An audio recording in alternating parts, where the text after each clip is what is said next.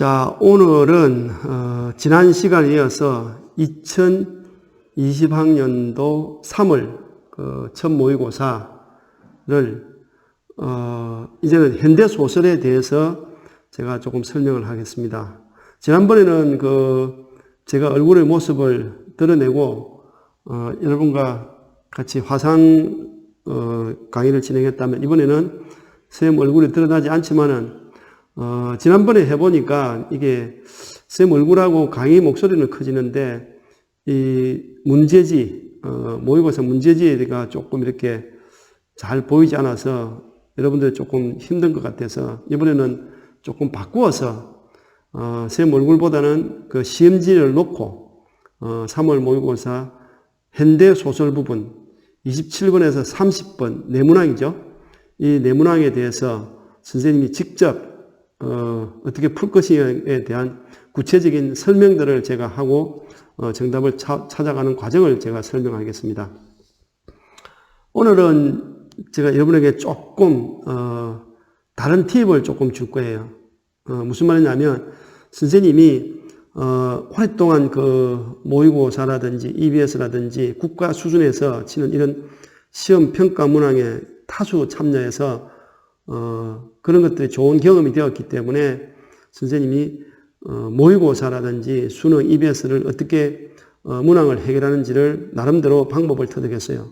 그래서 그러한 방법들을 조금 설명을 하려고 합니다. 아마도 제 방법을 조금 듣고 한번 모의고사를 풀어보면 여러분들이 조금 쉽게 문제의 정답을 접근할 수 있을 거라고 생각합니다. 제가 오랫동안 모의고사하고 EBS하고 국가 수준의 평가 문항에 참여하면서 출제하고 그 평가 문항에 대한 분석도 하면서 그걸 정리해서 선생님이 책을 조금 소개했습니다. 책을 몇 권 집필을 했어요. 오늘 아마 이 설명이 지금 3월 모의고사 1학년 현대 소설에만 국한되는 게 아니고 EBS라든지 수능까지 다 연계된 것들이 있어요. 그래서 설명이 조금 부족할 수도 있으나 선생님이 이 제한된 시간 내에 제한된 문제만큼은 제가 다 해결할 수 있습니다. 그래서 혹시나 조금 더 공부를 하고 싶으면 제가 책을 몇 권 소개를 조금 하겠습니다. 우선 제가 적은 책의 내용들은 크게 총 한 7권 정도 됩니다. 7권 정도 되는데 오늘은 현대 소설이니까 현대문학이죠. 자, 이게 지금 여러분 보일지 모르겠는데 요거는 이제 제가 적은 책의 문법 영역입니다. 문법 영역이고 그 다음에 요거는 이제 수능 국어의 답에서 이게 문학 영역입니다. 문학 영역인데 이게 문학 영역입니다. 문학 영역이고 그 다음에 요거는 이제 제가 제일 처음에 냈던 것인데 요거는 독서편이에요. 지금 현재 이렇게 해서 독서 영역이죠. 여기 이제 구체적으로 나옵니다. 독서 영역, 문학 영역, 문법 영역 세 영역입니다. 앞으로 제가 수업을 계속 진행한다면 제가 이 책에 있는 내용을 근거로 해서 모의고사를 조금 풀이를 할 겁니다. 자, 그러면 제가 한번 제가 문제를 한번 지문을 읽고 문제를 푸는 방법에 대해 구체적으로 제가 한번 설명을 해 보이겠습니다. 우선 문학 문제는 이 대충 보면 여러분 시험지 보면 전체 16쪽 중에서 한 페이지를 다 소설 지문으로 냅니다. 그래서 대략 한 글자 수로 한 2,500자 정도? 그 정도 분량인데, 문학을 여러분이 아마 중학교 때 배웠는지 모르겠으나 그 문학을 접근하는 방법은 크게 두 가지가 있죠. 외재적 접근 방법, 내재적 접근 방법 있죠. 그래서 그런 어떤 큰 틀에서 이제 문학 감상하는 것이 문학 작품에 나옵니다. 우선 여러분이 문제를 딱 보면 문제를 푸는 방법은 여러 가지가 있어요. 그죠? 다양한 각도가 있는데, 예를 들어서 우리가 제주도를 간다고 생각해 보세요. 서울을 간다고 한번 가정해 보세요. 어떤 차표를 이용할 건지, 비행기를 이용할 건지, 자가용을 할 건지, 아니면 KTX를 할 건지, 버스를 이용할 건지, 여러 가지 방법이 있어요. 그런데 그 중에서 가장 자기가 효율적이고 가장 적합한 시간대, 적합한 어떤 접근 장소, 공간에 대해서 결정이 되면 그걸 선택하듯이 무조건 이렇게 지문을 읽고 문제를 푸는 건 아니에요. 그래서 제가 여러분에게 들을 수 있는 건 뭐냐면, 사실 지난번에도 제가 말씀드렸듯이 시를 감상할 때 어떻게 감상할 거냐. 저도 시를 제가 오랫동안 공부를 하고 책도 많이 쓰고 했지만은 시에 대한 그 접근, 시에 대한 해석, 분석, 감상은 굉장히 여전히 어려워요. 소설도 마찬가지입니다. 여러분 이제 고등학교 학생인데 이 소설을 읽기가 얼마나 어렵겠어요. 그리고 보통 분량이 최소한 200장 원고지가 300장에서 많게는 뭐 몇천 페이지가 되는, 몇천 장이 되는 그 원고지의 양을 압축해서 소설 지문에 대해서 문항을 출제했는데 그걸 답을 찾는다는 건 여러분이 굉장히 어렵습니다. 그렇기 때문에 그걸 다 감안해서 출제위원들이 문제를 출제합니다. 그래서 우선 좀 생소한 지문은 여러분들이 소설 줄거리, 서사 구조를 파악하기 위해서 앞부분 줄거리를 보통 줍니다. 여기서 중요한 팁은 서사 줄거리도 여기 보이죠? 여기 있는 그 줄거리도 이게 선택지와 상당히 관련성이 있어요. 그래서 선택지를 관련성이기 때문에 앞부분 줄거리를 절대로 잡니까? 소홀히 해서는 안 됩니다. 물론 소설의 어떤 서사 구조를 이해하는 데서 때로는 그 중간 줄거리를 생략하는 경우도 있습니다. 그러나 대부분 앞부분 줄거리를 줘요. 그래서 이렇게 하는 이유가 뭐냐면 어려운 소설을 여러분들이 이해하는데 상당히 작품에 대한 난해성, 가독성이 문제가 있기 때문에 이렇게 줄거리를 줘서 작품의 어떤 도입부에서 이 전체 작품을 이해하는 데 문제가 없도록 하고 그 다음에 이해한 바탕으로 해서 문제를 푸는데 지장이 없도록 하기 위해서 앞부분 줄거리를 줍니다. 그것보다 더 중요한 것이 제가 여러분에게 제안하는 것은 뭐냐면 문학 작품을 딱 보는 순간 특히 보기 문제가 있어요. 즉 여기 보시면 이 문제는 뭐 30번이죠. 30번에 보면 보기가 있습니다. 그래서 반드시 보기를 참고하라 그죠. 그 다음 윗글을 감상한 내용으로 적절하지 않는 것이라 그랬죠. 제가 말씀드렸듯이 수능은 항상 두 개밖에 없습니다. 무슨 말이냐면 정답도 항상 보면 어떻게 해요? 이건가 저건가 항상 두 개 중에 하나 헷갈려요. 발문도 두 가지. 무슨 말이냐면 이게 여러분이 알고 있는 질문이라고 하는데 이 발문은 적절하냐, 적절하지 않느냐 그랬죠. 여기 이제 뭐냐면 긍정 발문, 부정 발문이라고 그래요. 그 다음 이거는 제 방식인데 이제부터 제가 오랫동안 제가 모의고사라든지 EBS라든지 수능이라든지 뭐 전국민 학력평가라든지 기타 등등 이 많은 분야에서 제가 시험에 관한 관심도 가지고 출제도 하고 분석도 했기 때문에 그걸 정리했어요. 그 정리해서 나름대로 이제 정리한 용어를 정리했는데 여기서 중요한 것은 용어는 중요한 게 아니에요. 다만 여러분의 설명을 위해서 제가 만든 설정한 용어들입니다. 아주 생소할 수 있으나 그것은 이해할 필요가 없습니다. 이거는 그냥 제가 여러분의 설명 편의를 위해서 책에 집필하고 용어를 설정한 겁니다. 우선 다시 돌아가면 문학작품, 이제 현대소설을 보거든, 문학작품을 보거든, 제일 먼저 작품의 길잡이, 방향인 보기를 보라. 요거부터 이야기합니다. 그 다음에 뭘 보느냐? 셈은 이렇게 봅니다. 첫 번째는, 문제를 좀, 발문을 주는 게 좋겠어요. 왜냐하면 발문은 사실은 전체 문항을 보면 문항 설계에 선생님 눈에는 일정 부분 보입니다. 뭐냐면 반드시 나와야 될 게 이 작품이 갖고 있는 다른 작품과 다른 어떤 서술적 특징을 묻게 되어 있고 그 다음 이 작품에 대한 내용 파악을 묻고 그 다음에 소설의 가장 중요한 게 인물이에요. 인물에 대한 어떤 성격, 심리, 인물의 역할, 사건과 관련된 모든 것들을 또 묻게 되어 있고 그 다음에 이 작품 전체적 감상을 묻는 보기 문제가 나옵니다. 이렇게 문학에 대한 기본적인 패턴은 정해져 있어요. 그걸 여러분은 모르다 보니까 다충우돌을 하는데 제가 말씀드릴 때 서울에 갈래도 어쩝니까? 접근성이라든지 접근성에 따라서 시간성을 따져서 이렇게 서울의 그 교통편을 이용하지 않습니까? 무슨 말이냐면 문학도 마찬가지예요. 전략적으로 접근해야 됩니다. 무조건 읽고 무조건 이해한 바를 답으로 쓰는 건 아니에요. 그래서 제가 정리를 하면 전략적으로 저는 이게 나름대로의 방식인데 나름대로의 원리라고 제가 정리를 했어요. 그래서 한번 해보겠습니다. 우선 요 보기를 참고한다. 이게 보기 근거 법칙이에요. 보기 근거 법칙이라고 저는 설명하는데 그럼 선택지에 반드시 보기가 있어야 됩니다. 그죠? 그 다음에 뭐가 있으면 윗글이죠. 윗글은 뭐예요? 지문입니다. 요걸 뭐라냐면 보기 요소라고 저는 칭합니다. 요소는 전체 요소 합체 하나의 그 단위가 되죠. 자, 보기 요소. 요거는 뭐냐면 윗글은 지문에 있는 거예요. 지문 전체를 요구하는 게고 지문에서 꼭 선택지에 필요한 부분만 가져왔기 때문에 이거는 지문 요소라고 합니다.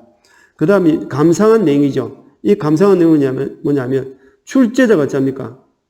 이것을 학생들에게 평가를 하고 싶은 거죠. 그래서 이걸 평가 요소라 합니다. 출제 의도라고 하는데 평가 요소입니다. 그 다음에 적절하냐 적절하지 않는 것은 판단하는 거죠. 그래서 이걸 판단 요소라 합니다. 그럼 생각해 보세요. 요소란 말은 구성을 이루는 단위죠. 그러면 요소가 합치면 뭐 됩니까? 하나의 단위가 되죠. 이 단위라는 것은 뭐 결국 선택지죠. 예. 선택지는 보기 요소, 지문 요소, 평가 요소, 판단 요소, 이렇게 결부가 되어서 하나의 선택지가 만듭니다. 그럼, 이 논리를 따르면, 제 방식에 따르면 어떻습니까? 선택지에 반드시 보기 요소가 있어야 되고, 지문 요소가 있어야 되고, 평가 요소가 있어야 되고, 판단 요소가 있어야 되겠죠. 그럼 이걸 확인하는 거예요. 아마도 생소할 수 있으나 조금만 이야기를 들여다보고 하면, 무슨 말인지 이해가 될 겁니다. 자, 그러면 이거는 제가 이제 선택지의 구성 요소에 대해서 설명을 드린 거예요. 자, 그러면 이 작품에 한번 볼까요? 이 작품은, 김연수라는 소설가인데, 2009년도에 뭐 이상문학상을 당한 작품입니다. 이런 것들은 사실은 이 문제를 푸는 데는 전혀 상관이 없습니다. 다만 문학적인 어떤 작가와 관련된 배경 지식을 이야기하는 거예요. 이게 이제 작가를 연구하는 한 방법인데, 그런 뭐 수능에서는 이런 것들은 나오지 않습니다. 다만, 이렇게 하는 이유는 문학 작품이 모의고사나 입에서라든지 어떤 출제된다는 것은 그만큼 문학사적 가치가 있기 때문에, 그리고 또 교육학적 가치가 있기 때문에 이제 출제가 되는 거예요. 그래서 이 작품에는 도대체 여러분에게 어떤 교육적 가치가 있고 어떤 문학사적 가치가 있길래 이렇게 나왔는지에 대한 것은 또 다른 문제인데, 어쨌든 그것을 이 문학 작품을 감상하는데 줄기란 걸, 방향이라는 걸 알기 때문에 이 보기 문항을 주는 거예요. 자, 한번 보겠습니다. 자, 잘 보이시나요? 네.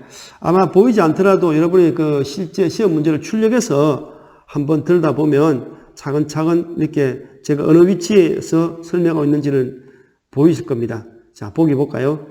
여기서 이제 작품을 이루는 보기 분석 법칙이라는 게 있습니다. 이것도 제가 만든 거예요, 그냥. 보기 근거 법칙이 있고 보기 분석 법칙이 있는데, 무슨 말이냐면, 무조건 이게 보기를 읽고 이해한 바를 머릿속에 저장하기는 어려워요. 그래서 보기 분석 법칙은 뭐냐면 한 번 읽었을 때 머릿속에 흔적을 남기는 거예요. 자, 그러면 그것을 우리가 여러분들 문제를 풀 때 흔히 밑줄 긋듯이 특정 부분을 동그라미를 쳐서 표시하는 경우가 있는데 저도 마찬가지입니다. 자, 이 작품은 도록구 아저씨의 인식 변화를 중심이죠. 여기서 도록구 아저씨는 인물이고 인물이 아마 여러 명 등장하겠죠. 인식 변화, 요게 이제 초점을 주는 거예요. 중심으로. 이야기가 전개되고 있다. 소설은 제가 말씀드렸죠. 당연히 이야기가 전개되기 때문에 이런 것은 중요한 거 아니에요. 그죠? 이 작품은 당연한 거. 여기서 다 빼고 나면 중요한 거 뭐냐? 도록구 아저씨의 인식 변화가 핵심이잖아요. 이렇게 해서 이렇게만 여러분 머릿속에 저장해 놓으면 많은 단어, 많은 문장을 머릿속에 저장해서 문제를 해결하기보다는 가장 키워드죠. 중요한 이 작품의 감상 키워드 되는 것만 머릿속에 살짝 이렇게 넣어두면 문제를 해결하는데 큰 문제가 없어요. 그러면 바꿔 말하면 이 소설은 도록구 아저씨가 어떤 사건을 무엇을 계기로 해서 생각이 바뀌었는지를 중심적으로 이 작품을 읽으라는 이야기예요. 그래서 그걸 통해서 작품의 정답을 찾으라는 이야기죠. 그렇죠?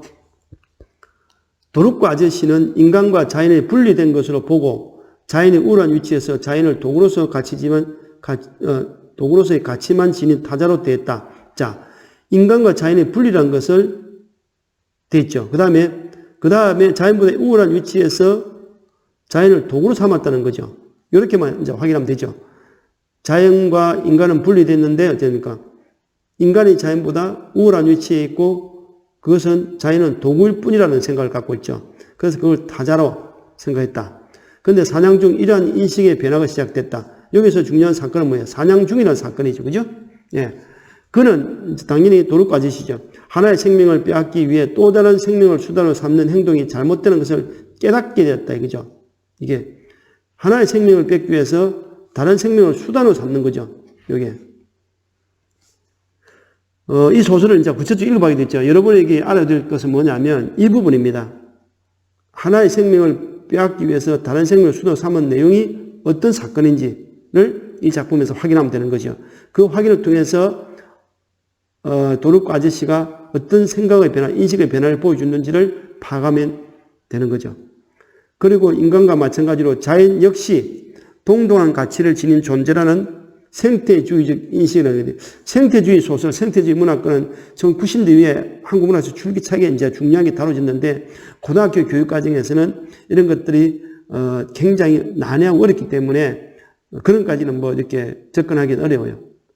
만약에 생태주의 인식이라는 말이 나온다면 이걸 단순하게 생각해도 이거 자체를 굉장히 무겁게 생각하면 깊은 개념으로 생각하면 이 소설이 만약에 이 생태주의 관점의 작품이 해석되려면 또 생태주의라는 개념이 교과서는 안 들어와 있습니다.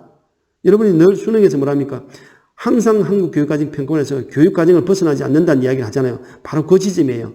만약에 나온다면 생태주의 관점에 대한 개념을 설명해주고 그 생태주의와 관련된 이 작품에 대한 부가적인 설명이 되었을 때 이 문학은 또 성립할 수 있습니다.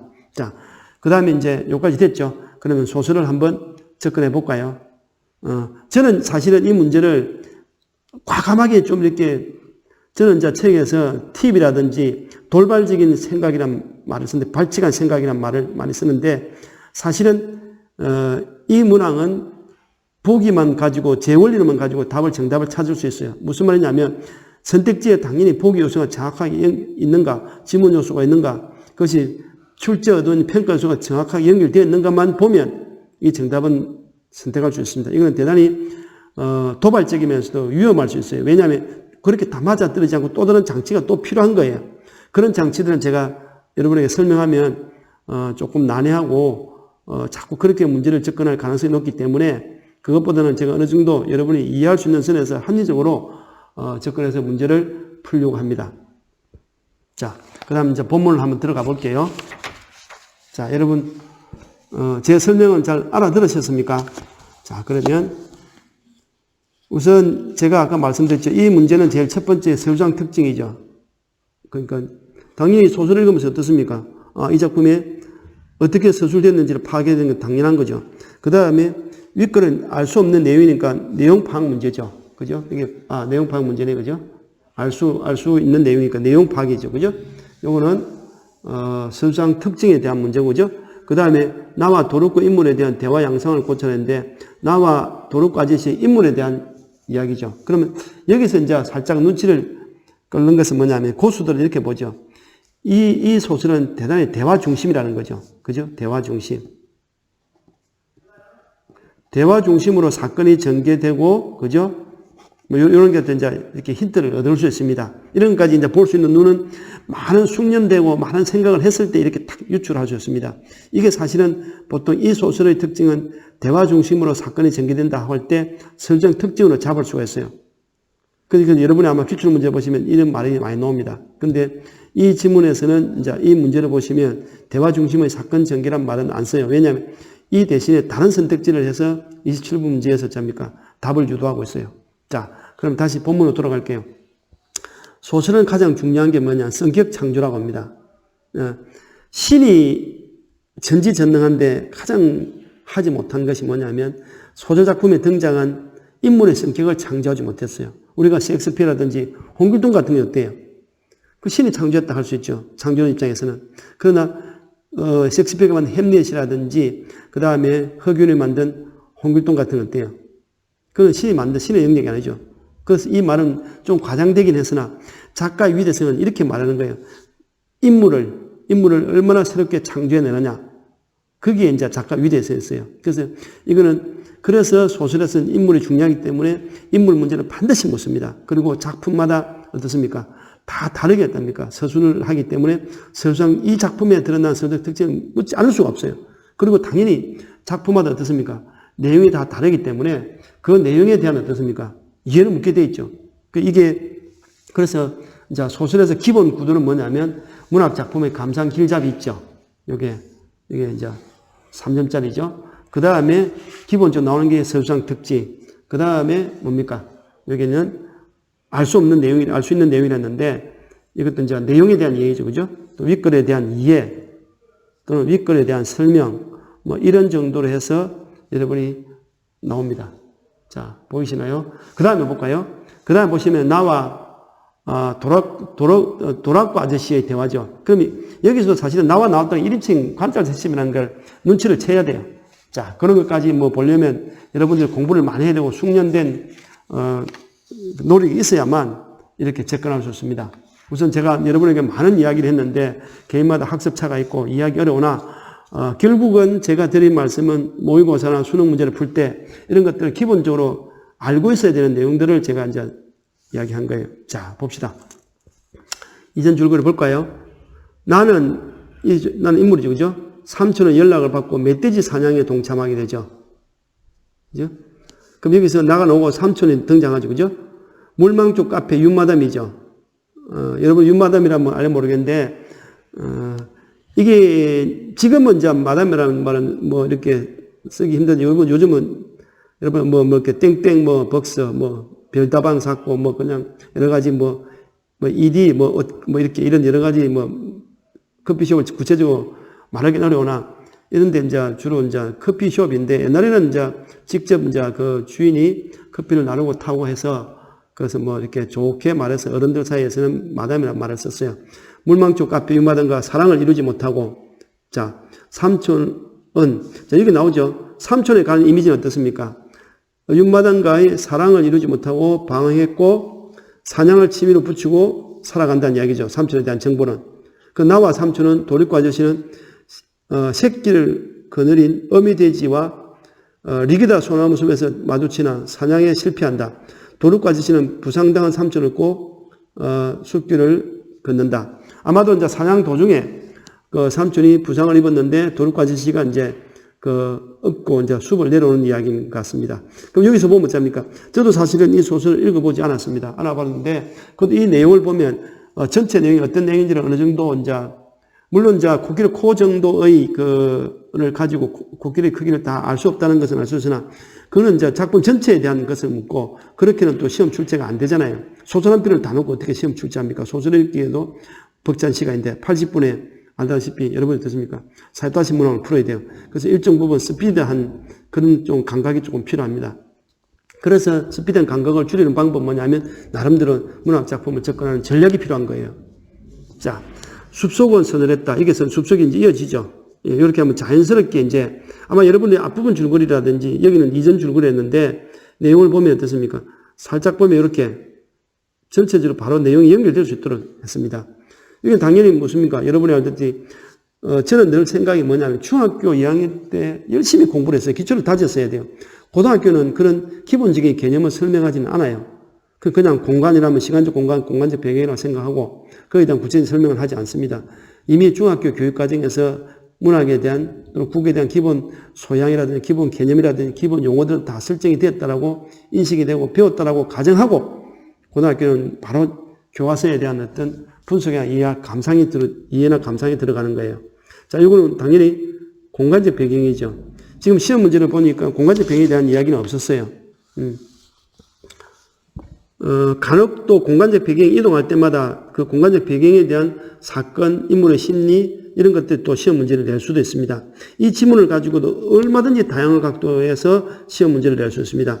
제가 미리 말씀드리겠지만은, 지금 3월달 모의고사 제가 여러분이 영상 강의를 하고 지금 강의를 한 내용들은 1학기 기말고사 때 다 포함을 시킵니다. 그리고 또 당연히 교육과정에 있는 교과서도 포함해서 시험 문제를 출제할 거예요. 그래서 열심히 듣고 제가 무엇을 설명하고 물론 당연하죠. 이 문제를 그대로 시험 출제는 하지 않는다는 건 여러분들 다 아실 거예요. 다만 선생님이 가르치는 데서 좀 더 구체화되고 세분화된 부분에서 선생님이 선택지를 만들 겁니다. 자, 그럼 다시 돌아가겠습니다. 숲속은 서늘했다. 묘한 침묵이 숲을 가득 메우고 있었다. 밟고 올라온 눈길은 어떻습니까? 이게 이제 계절적 배경이 이제 시간적 배경을 볼 때 어떻습니까? 겨울 정도로 추정이 된다. 그죠? 눈길을 델밟으며 우리는 조금씩 걸음을 옮겼다. 두 번째 리기다 소나무를 지나는 동안 내 마음속에 궁금증이 일었다. 자, 내 마음속에 궁금증이 있대요. 무슨 궁금증이냐? 감정 정리를 하는지 삼천의 만담은 우스갯소리죠. 비꼬는 거고 풍자와 비꼬면서 재밌는 이야기를 만담이래요. 자, 삼촌의 만담도 더 이상 이어지지 않았으므로 나는 궁금증을 참지 못하고 말했다. 그럼 여기서 어떻습니까? 내가 삼촌에 대해서 관찰하고, 이런 관찰의 시점이죠. 삼촌은 어떻습니까? 여기에 내용을 앞부분 줄거리 연결되어 있죠. 왜 감정 정리가 못됐다고 그래요? 그러니까 물망 쪽 카페 윤마등과의 어떤 관계죠. 그래서 어떻습니까? 감정 정리가 안 된 상태에서 이제 사냥에 치밀어 붙였다. 이런 내용들이죠. 자, 그 다음에 나는 궁금증을 참지 못했다. 그런데 도라코 아저씨는 아까 왜 멧돼지를 안 죽였어? 아저씨도 쏠 수 있잖아요. 내 물음에 도라코 아저씨는 영 딴소리였다. 딴소리, 여기 이제부터 무슨 딴소리냐? 이 작품은 지금 이걸 가지고 내용을 이제 추론해서 어떤 내용인지를 파악이 돼야 되겠죠. 이게 이제 시험 문제의 기억의 어떤 이 소설에서 서사 구조에서 어떤 시적 기능, 죄송합니다. 소설적 기능을 하느냐는 묻는 문제죠. 그죠? 자, 내 무릎에 도라코 아저씨는 영 딴소리였다. 호식이가 새끼 관절 물고 늘어진 모양이라 그러면 어미가 도망 못 가거든. 엽견은 뭐라고 돼 있죠? 여기 보면 여러분들이 이제 뭐 이렇게 문학 작품을 읽다 보면 이해 못하는 부분들은 어느 정도 선에서는 출제위원들이 이게 각주를 줍니다. 엽견은 아마 그 사냥개라 했으니까 엽자가 사냥엽자가 온 것 같아요. 견자가 개견자겠죠? 아마 사냥견이겠네, 그죠? 사냥견이죠, 그죠? 사냥개. 그럼 이 호식이가 아마 사냥개 이름인 것 같아요. 자, 잠깐만 다시 조금 쉬었다 다시 하겠습니다.